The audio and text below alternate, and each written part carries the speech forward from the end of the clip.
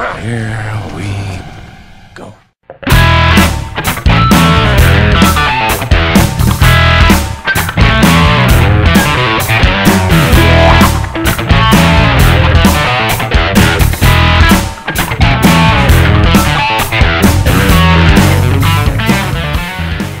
Morgan is directed by Luke Scott, who is the son of the legendary director Ridley Scott, and this movie tells the story of a risk management consultant who is portrayed by Kate Mara, and she must decide whether or not to terminate an artificially created human-like being named Morgan, who is portrayed by Anya Taylor-Joy. Now, to be honest, I wasn't very excited for this movie. I had seen the trailers, and it just seemed like something I had seen before. Nothing about it really jumped out to me. I just wasn't really looking forward to this film. And the only thing that I was really looking forward to is the fact that this kid's daddy is Ridley Scott. Ridley Scott is one of my favorite directors of all time and has directed some amazing movies like Alien, Blade Runner, or Gladiator. But they gave his son $8 million, threw him in the woods, and said, hey, go make a movie. And the result that we are left with is Morgan, which honestly is actually better than I thought it was going to be. Something that Luke Scott does share with his father is that he has an eye for filmmaking. He knows how to make a great looking movie. He does have the advantage though of filming in a gorgeous location, so all he really has to do is just point the camera in a direction and you'll probably end up with a pretty decent shot. Performance-wise, I thought everyone did fine.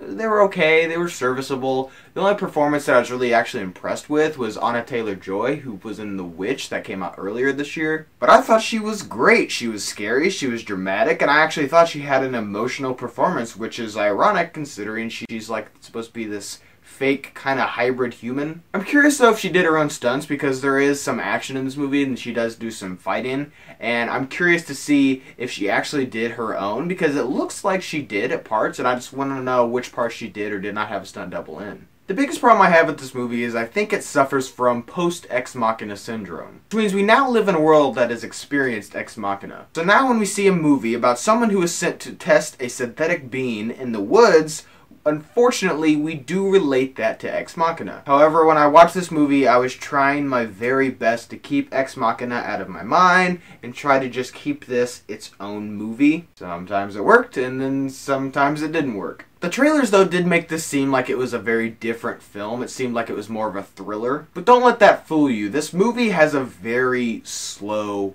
build, which I personally don't really mind because I come from a place, if the dialogue is good and engaging, then I'm locked into your film and I don't really care. I don't need all this action to keep me focused. But I do see how some people could be upset that this movie isn't what they wanted it to be because the trailers do not capture the tone of this film like at all. So if you're going in expecting a really high intensity thriller that's borderline horror movie, you're going to be disappointed, which I can't really blame you because that's what the trailers market this film as, which it's not. But all in all, I did enjoy this movie. I did think that Luke Scott did a good job directing this movie, barring from a few shaky cam moments and a few jump cut moments that were kind of bugging me. But I think he did a decent job, and I'm excited to see where his career goes from here because I do think that this kid has potential. But Morgan is well acted, it looks great, but unfortunately it suffers because it's just something we've seen before and it's been done way better. I wouldn't recommend that you go out to the theater and see this, and I would say if you do want to go see that,